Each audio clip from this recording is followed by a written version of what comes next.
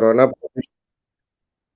पवित्र नावामध्ये सलाम. मी परमेश्वराला धन्यवाद देतो आजच्या सुंदरशा वेळेसाठी आणि साऊथ महाराष्ट्र सेक्शनचे अधिकारी, सर्व पालक वर्ग आणि या सकाळच्या भक्तीचे जे आयोजक आहेत, तुम्हा सर्वांना अभिनंदन आणि आभार मानतो. अ, हा जो विषय आहे आजचा, हा आपल्या अगदी सेव्हन्थ डे ॲडव्हेंटिस्ट मंडळीच्या किंबहुना विश्वासणाऱ्यांच्या अगदी हृदयाच्या जवळचा हा विषय आहे. कारण की आपण अवशिष्ट लोक आहोत, निवडलेले लोक आहोत, वेगळे केलेले लोक आहोत. जे बाकीचे लोक आहेत, उरलेले आहेत, अशा लोकांमध्ये आमची विशेष गणना होते. म्हणजे आम्ही खूप महत्त्वाचे असे लोक आहोत आणि ह्या जो अ, विश्वास आहे किंवा जे तत्व आपण शिकत आहोत, हे आपल्याशी अतिशय निगडीत असं आहे. किंबहुना सर्वच आहेत, परंतु शेवटल्या काळातील आमची जबाबदारी याबद्दल हे तत्व आमच्याशी अतिशय सखोलपणे बोलतं. म्हणून देवाकडे आपण मागणी करूया, की हा जो विषय आहे आम्हाला उत्तम रीतीने समजावा आणि त्यावरती अधिक मनन करून ही जबाबदारी स्वीकारण्यासाठी परमेश्वराने आपल्याला सहाय्य करावं. प्रार्थना करू 2 शब्दाची. प्रभूजी धन्यवाद. तुझं वचन शिकत असताना, समजून घेत असताना, देवा आमची मागणी आहे, पवित्र आत्म्याचं सहाय्य दे, आम्हाला अभिषेक कर आणि दे बाप्पा तू आमच्याशी बोल, आम्ही ऐकत आहोत. दया कर, कृपा कर. येशूच्या नावात मागतो म्हणून ऐक देवा. आमेन. अवशिष्ट मंडळी आणि तिचे कार्य. ख्रिस्तामध्ये ज्यांचा विश्वास आहे त्या सर्वांचा समावेश विश्वव्यापी मंडळीमध्ये करण्यात येतो. हा जो उद्गार आहे किंबहुना ही जी ओळ आहे ही अतिशय महत्वाची आहे. ह्या एका ओळीवरून आम्हाला एक गोष्ट लक्षात घ्यायला पाहिजे.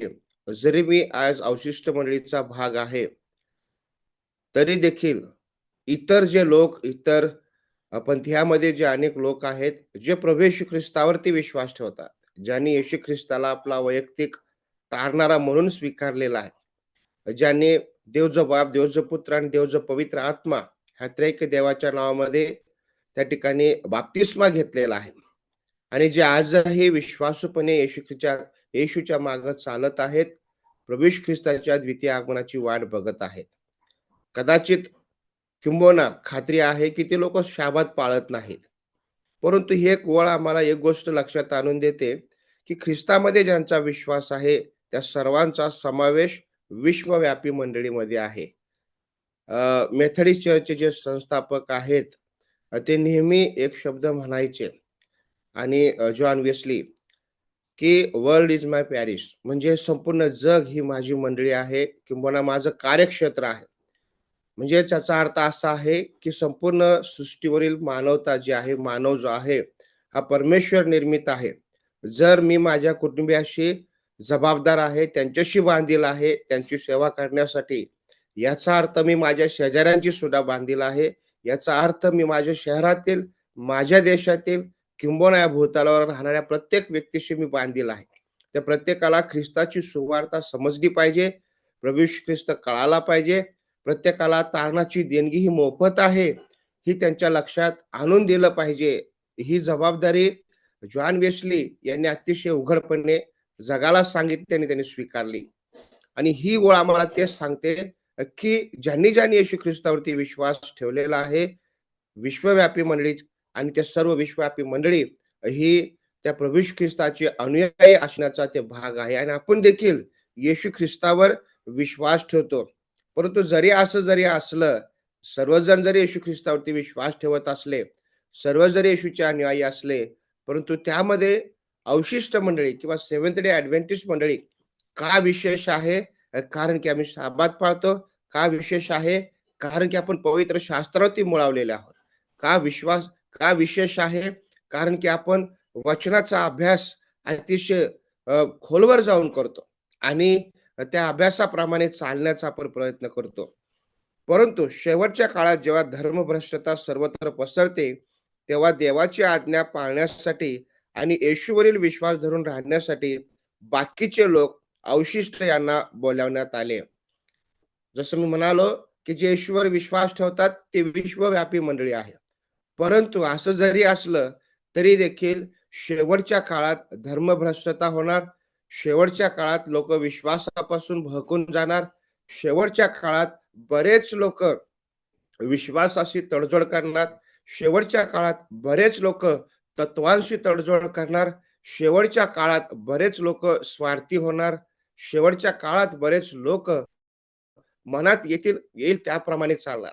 मग अशा लोकांमध्ये काही लोकं असे असणार, की जे बाकीचे लोकं असणार, जे अवशिष्ट असणार, जे निवडलेले असणार, ज्यांची ओळख इतरांपेक्षा वेगळी असणार. एलेन जी व्हाईट त्यांच्या लिखाणामध्ये शेवटच्या काळातील घडामोडी या लिखाणामध्ये किंबहुना त्याबद्दल जे काही त्यांचं लिखाण आहे शेवटच्या काळाचं, त्यामध्ये अगदी स्पष्ट त्या सांगतात, की अवशिष्ट मंडळी म्हणून जे आज लोकं जीवन जगत आहेत, सेव्हन्थ डे ॲडव्हेंटिस्ट म्हणून जे लोकं जीवन जगत आहेत, त्याच्यामध्ये सुद्धा काही लोकांची निवड किंवा त्याच्यामध्ये देखील काही लोकांची ओळख हे अवशिष्ट म्हणून करण्यात येणार. अर्थात मला असं म्हणायचं आहे, की मी सेव्हन्थ डे ॲडव्हेंटिस्ट झालो याचा अर्थ आता मी अवशिष्ट झालो. मी बाकीच्या लोकांमध्ये माझी गणना होते असं मुळीच नाही. बायबल आम्हाला ह्या गोष्टी स्पष्ट करतं. जो विश्वासापासून बहकला, जो तत्वापासून बहकला, ज्याने विश्वासाची तडजोड केली, ज्याने तत्वांशी तडजोड केली, ज्याने पवित्र वचनाशी तडजोड केली, तो अवशिष्ट मंडळीचा भाग होऊ शकत नाही. याचा अर्थ असा, की आज जरी मी साबात पाळत आहे, आज जरी मी सेव्हन्थ डे ॲडव्हेंटिस्ट चर्चचा सभासद आहे, परंतु जर मी तडजोड करत आहे, मी जर विश्वासाशी तडजोड करत आहे, वचनाशी जर तडजोड करत आहे, तर आम्हाला या ठिकाणी वचनातून किंबहुना आपली जी संदेष्टी आहे, सिस्टर एलेन जी व्हाईट हे आम्हाला स्पष्टपणे सांगत आहेत, की आम्ही पुन्हा एकदा पुनर्विचार करण्याची गरज आहे. म्हणून त्या म्हणतात, की शेवटच्या काळात एक जरी व्यक्ती विश्वासूपणे, खंबीरपणे उभा राहिला, तर त्या ठिकाणी खूप मोठा बदल मंडळांमध्ये घडू शकतो. आणि ही आज आपल्याला काळाची गरज आहे.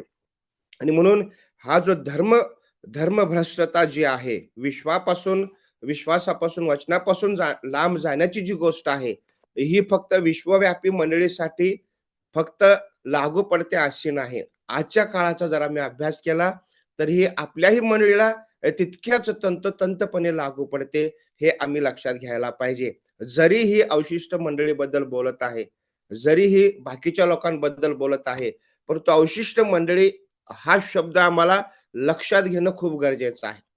कारण की या ठिकाणी आपण जर पुढं पाहिलं तर आम्हाला लक्षात येईल, की त्या ठिकाणी नोहाची गोष्ट आम्हाला माहीत आहे, की नोहाने जवळ-जवळ 120 वर्षे सुवार्ता सांगितली. जेव्हा 40 दिवस 40 रात्र पाऊस पडला, त्यावेळेस एवढ्या मोठ्या शहरामधून, एवढ्या मोठ्या लोकवस्तीमधून, एवढ्या मोठ्या लोकांमधून फक्त 8 लोकं त्या ठिकाणी वाचले. अवशिष्ट म्हणजे ते लोक जे वाचले. अवशिष्ट म्हणजे ते लोक जे त्या त्या मोठ्या तारवामध्ये जे लोकं होते. अवशिष्ट म्हणजे ते लोक ज्यांनी परमेश्वराची आज्ञा पाळली. अवशिष्ट म्हणजे ते लोक जे दार बंद होण्यापूर्वी तारवामध्ये सुखरूपपणे नोहासोबत त्या ठिकाणी देवाचा गौरव करण्यासाठी आत निघून गेले. अवशिष्ट म्हणजे ते लोक ज्यांनी येणाऱ्या गोष्टीवरती विश्वास ठेवला. अवशिष्ट म्हणजे ते लोक जे जगाशी समरूप झाले नाहीत. अवशिष्ट बाकीचे म्हणजे ते लोक किंवा अवशिष्ट मंडळीचे भाग म्हणजे ते लोक आहेत, ज्यांनी जगाशी तडजोड केली नाही. अवशिष्ट म्हणजे ते लोक ज्यांच्यावरची परमेश्वर प्रसन्न होता. अवशिष्ट म्हणजे ते लोक ज्यांनी न दिसणाऱ्या गोष्टीवरती विश्वास ठेवला. अवशिष्ट म्हणजे ते लोक 120 वर्ष नोहा त्या ठिकाणी देवाचा संदेश देत होता, सांगत होता आणि देवाचं कार्य करत होता.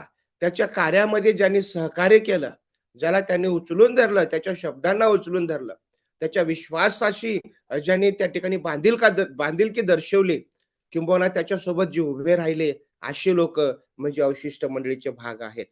हे आपण विसरून चालणार नाही. नोहाची नोहाचं कुटुंब, नोहाचा प्रपंच फक्त 8 लोकांपुरता मर्यादित नव्हता, हे आम्ही लक्षात घेतलं पाहिजे.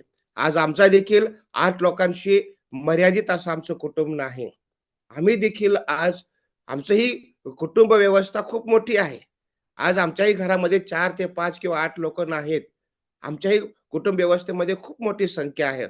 परंतु जे वाचले, जे अवशिष्ट राहिले, जे बाकीचे लोक आहेत, ज्यांचं तारण झालं, ती संख्या मात्र खूप कमी आहे. म्हणून आज आम्ही ज्या मंडळीचा अभ्यास करत आहोत, ती मंडळी साधारण मंडळी नाही. आम्ही ज्या लोकांचा अभ्यास करत आहोत, ज्या विश्वासणाऱ्यांचा अभ्यास आम्ही करत आहोत, ते लोकं साधारण नाहीत. हे विशेष लोक आहेत. हे विशेष लोक आहेत. जसं नोहाच्या काळामध्ये 8 लोक होते, तसेच ह्या शेवटल्या काळामध्ये अतिशय कमी लोकं असणार आहेत, कमी संख्या असणार आहे, ज्यांच्याबद्दल आम्ही अभ्यास करणार आहोत. न्यायनिवाडा करण्याची घटिका आल्याचे जाहीर करणे, ख्रिस्ताद्वारे तारण असल्याचे घोषित करणे आणि त्याचे द्वितीय आगमन नजीक असल्याची ललकारी देणे, ही कामे अवशिष्ट लोक करीतात. हे लक्षात घेतलं पाहिजे, की अवशिष्ट लोक न्यायनिवाड्याबद्दल बोलतात. अवशिष्ट लोक हे त्या ठिकाणी ख्रिस्ताचे तारण आल्याचे घोषित करणे किंवा द्वितीय आगमन याबद्दल ते बोलतात. अर्थात अवशिष्ट मंडळी जी आहे, ही 3 देवदूतांचा संदेश जगाला ओढून सांगणारी आहे. फक्त सांगणारी नव्हे, तर ते आचरणात आणणारी लोकं आहेत. त्यांच्या आचरणातून हे स्पष्ट होतं, की हे लोकांना न्यायनिवाड्याची भीती आहे. त्यांच्या सांगण्यातून हे स्पष्ट दिसतं, की हे लोकं सुवार्तेसाठी अगदी वेडेपिसे झालेले आहेत. त्यांच्या सांगण्यातून हे सहज लक्षात येतं, की ह्यांचा प्रभू लवकर येत आहे. आज आमच्याकडे बघितल्यानंतर लोकांच्या हे लक्षात आलं पाहिजे. अवशिष्ट मंडळी म्हणजे ती आहे, जी न्यायनिवाड्याच्या त्या घटिकेला, त्या त्या समयाला लक्षात घेऊन किंवा मला त्याला सामोरे ठेवून आपली दिनचर्या किंवा आपला विश्वासाचा जीवितक्रम ती ठरवते. दुसरी गोष्ट अवशिष्ट मंडळी ती आहे, जी जी सुवार्तेसाठी वेळ-काळ बघत नाही. तिचं जीवन हेच सुवार्त आहे. तिची लाईफस्टाईल हीच सुवार्त आहे. तिच्याकडे बघितल्यानंतरच लोकांना ख्रिस्त समजतो, कळतो. अवशिष्ट मंडळी ती आहे, जी वराची वराची, आपल्या ख्रिस्ताची, आपल्या मालकाची, आपल्या धन्याची अतिशय, अतिशय अ, त्या नेटाने त्या ठिकाणी ती वाट बघत आहे. ती कष्ट करत आहे, श्रम करत आहे. तिला माहीत आहे, की मला जे काही देण्यात आलेलं आहे, ते थोडंसं आहे. परंतु मला जे मिळणार आहे, ते खूप मोठं आहे. आणि ते खूप मोठं मिळवण्यासाठी जे काही थोडकं माझ्याकडे आहे, त्या थोडक्यामध्ये मी विश्वासू राहणं, प्रामाणिक राहणं, त्याच्यावरती मी मजबूतीने उभं राहणं, पुढे चालणं हे गरजेचं आहे. कारण मी साधारण व्यक्ती नाही, मी अवशिष्ट आहे. मी बाकीच्या लोकांमध्ये गणला जाणारा किंवा गणली जाणारी व्यक्ती आहे. हा जाहीरनामा प्रगटीकरण 14 मधील 3 देवदूतांच्या संदेशाची निशाणी आहे. त्याच्या स्वर्गामध्ये चाललेल्या न्यायकार्याशी व पृथ्वीवरील पश्चात्तापाच्या आणि सुधारण्याच्या कार्याशी विलक्षण योगायोग वेळ बसतो. ह्या जगव्यापी साक्षीमध्ये प्रत्येक विश्वासकाने व्यक्तिगत भाग घेण्यासाठी पाचारण करण्यात आले आहे. पुन्हा एकदा या ठिकाणी आम्हाला आठवण करून देण्यात येत आहे, की प्रत्येक विश्वासणाऱ्याला त्या ठिकाणी या जगव्यापी जे कार्य आहे, देवाचं जे कार्य आहे शेवटल्या काळातील, त्यामध्ये भाग घेण्यासाठी आम्हा प्रत्येकाला वैयक्तिक त्या ठिकाणी बोलावण्यात आलेलं आहे. आमच्या सर्वांचं पाचारण हे वैयक्तिक आहे. म्हणून ह्या पाचारणाशी आम्ही प्रामाणिक असणं आणि आम्ही आमची जबाबदारी ओळखून घेणं हे अतिशय गरजेचं आहे. एक मोठा अग्निवर्ण अजगर दबा धरून हल्ला करण्याच्या बेतात होता.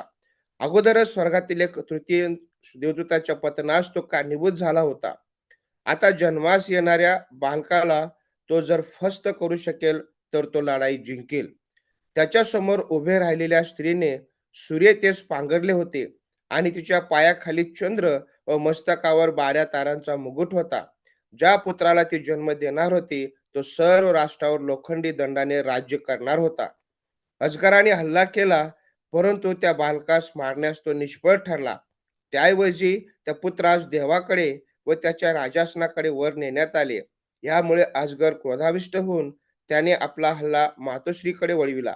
परंतु ती स्त्री चमत्कारिक रीतीने रानात पळून गेली आणि तेथे 1260 दिवस पोषण व्हावे म्हणून देवाने तयार केलेल्या ठिकाणी ती राहिली. बायबलमधील भाकितात पवित्र स्त्री म्हणजे देवाची विश्वासू मंडळी आहे. जारकर्मी किंवा व्यभिचारी स्त्री म्हणजे धर्मभ्रष्ट झालेले देवाचे लोक. अजगर, जुनाट, साप, दियाबल व सैतान अपेक्षित असलेला मशिहा येशू ख्रिस्त पुत्र बालक यास घेऊन टाकण्यास वाट पाहून होता. आपला कट्टर शत्रू येशू याच्या बरोबर लढा करण्यास शैतानाने रोमी साम्राज्याचा वापर केला. मानवतेचा उद्धार करण्याच्या महान कार्यापासून येशूला कोणीही परावृत्त करू शकले नाही. वधस्तंभावरील मरण देखील नाही. आता आम्हाला माहित आहे 1260 दिवसाची जी भविष्यवाणी आहे आणि याबद्दल आपण बऱ्याच वेळेस त्या ठिकाणी चर्चा केलेली आहे. दानिएल 7:25 प्रमाणे एक काळ, 2 काळ किंवा अर्धा काळ ह्या अध्यायाप्रमाणे किंवा वचनाप्रमाणे जर आम्ही स्पष्टीकरण केलं, तर आम्हाला लक्षात येतं की 1260 वर्षाचा जो काळ आहे, हा काळ जो आहे पोपशाही त्या ठिकाणी या भूतलावरती अस्तित्वात होती आणि पोपशाहीने सर्व सूत्रे आपल्या हातामध्ये त्या ठिकाणी घेतले होते आणि पोप्स तो काय की सर्व काही होता. इव्हन दो पोपशाहीमध्ये आम्हाला माहीत आहे, इतिहास सांगतो, की त्या ठिकाणी पोप पाप विमोचन पत्र अर्थात ते पत्र द्यायचे.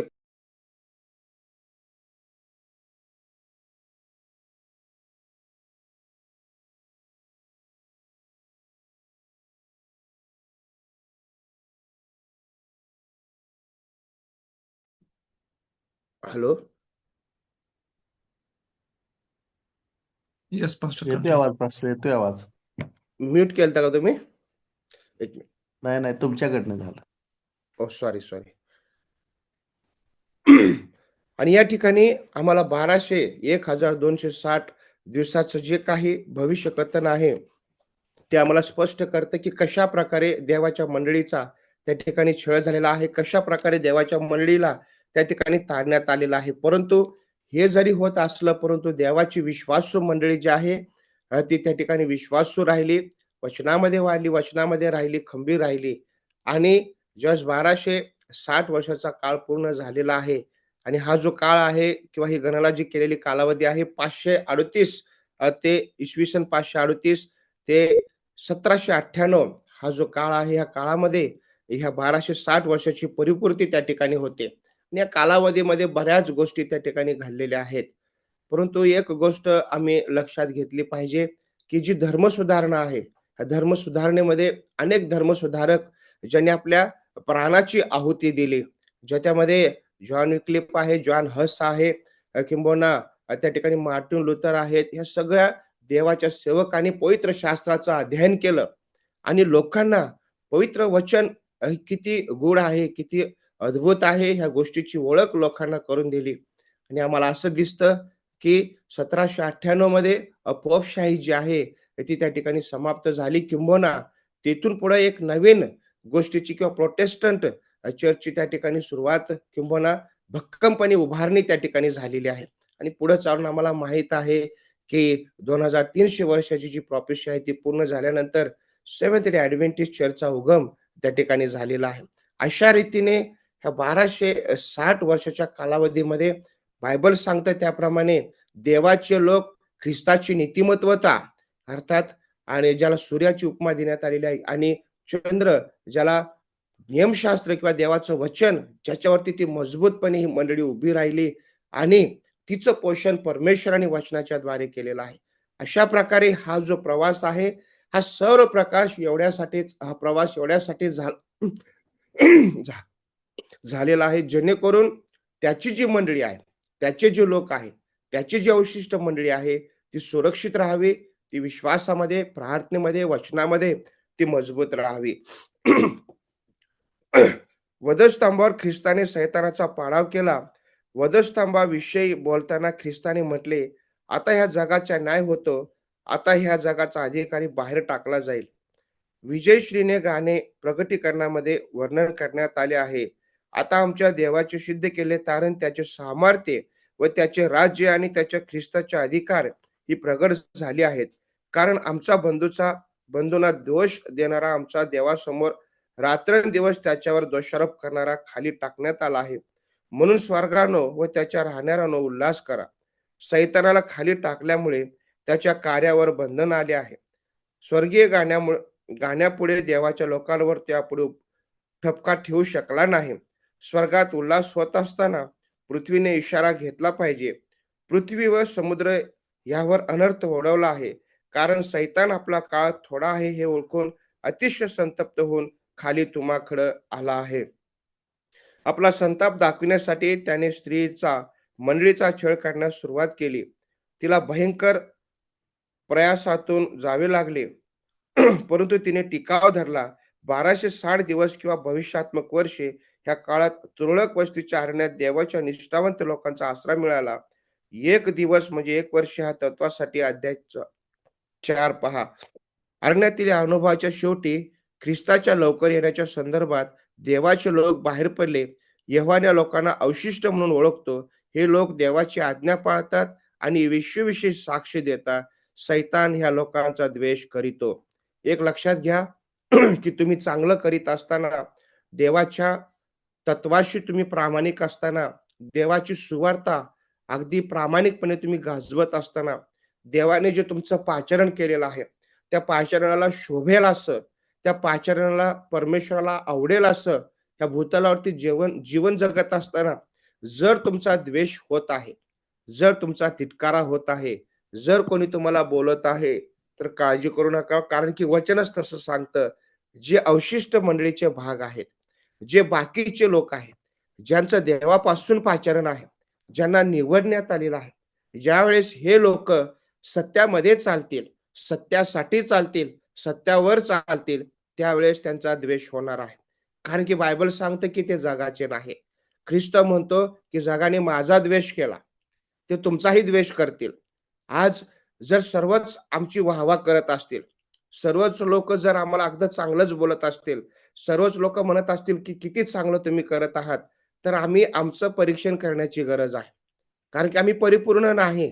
आमच्यामध्ये कुठं ना कुठं काही ना काही उणीवता आहेत. परंतु हे जे जग आहे, हे सैतानाचं राज्य आहे.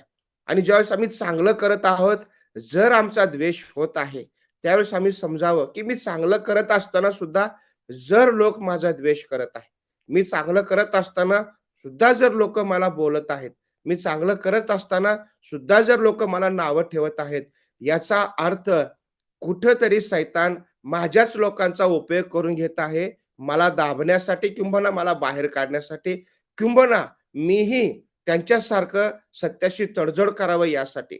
म्हणून आम्ही त्यावेळेस हे लक्षात घ्यावं की मी साधारण नाही, मी अवशिष्ट आहे. मी अवशिष्ट मंडळीचा भाग आहे आणि माझ्यावर ही जबाबदारी आहे. माझा द्वेष होत असताना, माझी निंदा होत असताना, माझा छळ होत असताना, मला बोलत असताना सुद्धा मी अवशिष्ट मंडळीचा भाग आहे. माझ्यावर जबाबदारी आहे. देवाचं वचन गाजवण्याची, दीनलिखिताचा संदेश जगासमोर सांगण्याची, हे आम्ही प्रामाणिकपणे आमचं कार्य पुढे चालू ठेवणं गरजेचं आहे. कारण की ह्या गोष्टी थांबवण्याचा किंवा गोष्टीमध्ये अडखळा आणण्याचा सैतान ह्या ना त्या परीने त्या निखाने मनुष्य प्रयत्न करणार आहे. छळाला कोठे आणि केव्हा सुरुवात झाली, कशी सुरुवात झाली, अवशिष्ट लोक केव्हा अवतरले, त्याचे कोणते काम आहे, ह्या प्रश्नांची उत्तरे मिळवण्यासाठी पवित्र शास्त्र आणि इतिहास यांचे काळजीपूर्वक समालोचन केले पाहिजे. आम्हाला इतिहास थोड्या मोठ्या प्रमाणात का होत नाही. आम्हाला माहीत आहे की कशा प्रकारे छळाला सुरुवात झालेली आहे, कशी पोपशाहीने, पोपने, पोप व्यवस्थेने सर्वसाधारण लोकांवरती ज्याप्रमाणे शास्त्री पुरुषी स्वतःचे नियम त्या ठिकाणी लोकांवरती लादायचे आणि सांगायचे की नियमशास्त्र आहे, तशाच प्रकारे पोपने सुद्धा किंवा पोपशाहीने सुद्धा लोकांवरती अनेक प्रकारचे नियम त्या ठिकाणी ते लावले. तुम्हाला सांगू द्यात की त्या ठिकाणी ज्यावेळेस व्यक्ती मरण पावत असे, त्याला पुरण्यासाठी सुद्धा त्या ठिकाणी पैशाची मागणी किंबहुना जी काही जागा देण्यात येत असे, प्रत्येक जागेचा वेगवेगळा रेट त्या ठिकाणी होता. म्हणजे पोपशाही त्या ठिकाणी उघडपणे सांगायची की जर तुम्ही चर्चच्या आजूबाजूला पुरले गेलात, तर तुमचं स्वर्गामध्ये जाणं लवकर होईल. तुम्ही जर अगदी चर्चमध्ये पुरले गेलात, तर तुम्ही डायरेक्ट स्वर्गामध्ये जाल. तुम्ही जर पुलपिटच्या अगदी जवळ आलात, तर तुम्ही डायरेक्ट देवाच्या जवळ जाल. अशा प्रकारची शिकवण, अशा प्रकारचा इतिहास पोपशाहीच्या द्वारे त्या ठिकाणी रचण्यात आला किंबहुना लिखित आहे, की कशाप्रकारे पोपशाहीने देवाच्या वचनाचा अनर्थ त्या ठिकाणी केलेला आहे. कशाप्रकारे पोपशाहीने स्वतःच्या स्वार्थासाठी देवाच्या वचनाला त्या ठिकाणी त्यांनी वापरलेलं आहे. कशाप्रकारे त्यांनी पवित्र शास्त्राचं चुकीचा अर्थ लावून लोकांचा लोकांच्या भावनांचा, लोकांच्या विश्वासाचा गैरअर्थ किंवा गैरफायदा त्या ठिकाणी त्यांनी घेतलेला आहे. मित्रांनो, ही गोष्ट अतिशय भयंकर आहे आणि ही भयंकर गोष्ट त्या ठिकाणी पोपशाहीने त्या ठिकाणी केलेली आहे. परंतु देवाच्या सेवकांबद्दल आपण धन्यवाद दिलं पाहिजे. कारण की धर्मसुधारक जर आले नसते, मार्टिन लुथर सारखा व्यक्ती जर आला नसता, जॉन हस, जॉन विक्लिफ यांच्यासारखे जर लोक आले नसते, तर कदाचित आम्हाला पवित्र शास्त्र कृपेवर किती भर टाकतं, कृपेशिवाय आम्हाला तारण नाही, हे सत्य कदाचित आम्हाला कळालं नसतं. आम्हीही कुठेतरी कर्मकांडामध्येच दिवसेंदिवस गुरफटत गेला असतो. परंतु ह्या लोकांनी आम्हाला ह्या गोष्टीची त्या ठिकाणी ओळख करून दिली आणि म्हणून ही गोष्ट अतिशय महत्त्वाची आहे आणि आपण कृपेवरती आजही चालत आहोत आणि ह्या कृपेच्या द्वारे आम्हाला तारण त्या ठिकाणी प्राप्त झालेलं आहे. महान धर्मभ्रष्टता. प्रथमतः ख्रिस्ती मंडळीचा छळ पेगम विधर्मी रोमन सुरू केले. नंतर अंतर्गत धर्मभ्रष्टमुळे ही धर्मभ्रष्टता काय आश्चर्य नव्हते. योहान, पाऊल आणि ख्रिस्ताने त्याच्याविषयी भाकीत केले होते. शेवटच्या महान प्रवचनाच्या वेळेस येशूने आपल्या शिष्यांना आगामी फसवणुकीविषयी इशारा दिला होता. त्याने म्हटले, तुम्हास कोणी फसवू नये म्हणून सावध असा, कारण खोटे ख्रिस्त, खोटे संदेश उठतील व साधेल तर निवडलेल्यास देखील फसवावे म्हणून मोठी चिन्हे व अद्भुत दाखवितील. त्यांचे अनुयायी महान संकटाचा अनुभव घेतील, परंतु त्यातून ते निभावतील. सृष्टीमध्ये लक्षणीय चिन्हे दिसतील व संकट काळाचा शेवट झाल्याचे ध्वनित होईल आणि ख्रिस्त आगमन नजीक आल्याचे प्रगट होईल. पौलाने सुद्धा इशारा दिला, मी गेल्यावर कळपाची दयामाया न करणारे क्रूर लांडगे तुम्हामध्ये शिरतील, हे मी जाणून आहे. तुम्हापैकी काही माणसे उठून शिष्यांना आपल्या मागे ओढून घेण्यासाठी विपरीत गोष्टी बोलतील. हे लांडगे मंडळी धर्मभ्रष्ट होण्यास किंवा विश्वासाचा त्याग करण्यास पुढाकार घेतील. एक गोष्ट आपण लक्षात घेतली पाहिजे, ज्यावेळेस ख्रिस्ताच्या नंतर ख्रिस्तामध्ये जी मंडळी उभी राहिली आणि त्या मंडळीचा बाहेरून छळ सुरू झाला. जसं आम्ही नीरो बादशाहचा छळ, रोमी साम्राज्याच्या द्वारे छळ, आम्ही सर्व गोष्टी पाहतो. हे सर्व बाहेरच्या लोकांनी ख्रिस्ती मंडळीचा छळ करण्याचा सुरुवात केला. परंतु ख्रिस्ती मंडळी त्या ठिकाणी दमली नाही, शांत बसली नाही. विश्वास ठेवणाऱ्या लोकांची पांगापांग झाली आणि जिथे-जिथे ते गेले, तिथे-तिथे त्यांनी ती सुवार्ता सांगितली आणि सैतानाच्या लक्षात ही गोष्ट आली. सैतानाने प्रयत्न करून बघितला, राजकीय दबावाने किंवा राजकीय ज्याला आपण म्हणतो सत्तेने ख्रिस्ती धर्म संपवण्याचा त्याने प्रयत्न करून बघितला. परंतु ख्रिस्ती धर्म संपला नाही. ख्रिस्ती विश्वासणारे संपले नाहीत, तर उलट पक्षी ते वाढत गेले. त्यांची वाढ होत गेली, दिवसेंदिवस ते वाढत गेले आणि त्याच्यानंतर आम्हाला असं दिसतं, की सैतानाने दुसरी योजना आखली. मग आता तो मंदिराबाहेरून मंदिरावर छळ, मंदिरावरती आघात न करता आता तो मंदिरामधूनच अर्थात मंडळीमधूनच मंडळीवरती आघात करायला त्याने सुरुवात केली आणि ज्याचं उदाहरण, उत्तम उदाहरण म्हणजे पोपशाही आहे. आजच्या काळामध्ये सुद्धा सैतान अशाच प्रकारे मंडळीवरती आज हल्ला करत आहे, विश्वासणाऱ्यावरती हल्ला करत आहे. आज दोन्ही बाजूने सैतान आमच्यावरती हल्ला करण्याचा प्रयत्न करतो. ख्रिस्ती कुटुंबावरती, ख्रिस्ती लोकांवरती किंबहुना आपण जे अवशिष्ट मंडळीचे भाग आहोत, आम्हावरती हल्ला हा बाहेरून आहे, हल्ला हा आतून देखील आहे. कधी-कधी आम्हाला असं वाटतं, की आपलेच लोकं का आपल्या विरुद्ध बोलतात? परंतु एक गोष्ट आम्ही लक्षात घेतली पाहिजे, ही आमची चाळण आहे, ही आमची परीक्षेची वेळ आहे. मी अवशिष्ट मंडळीचा भाग आहे.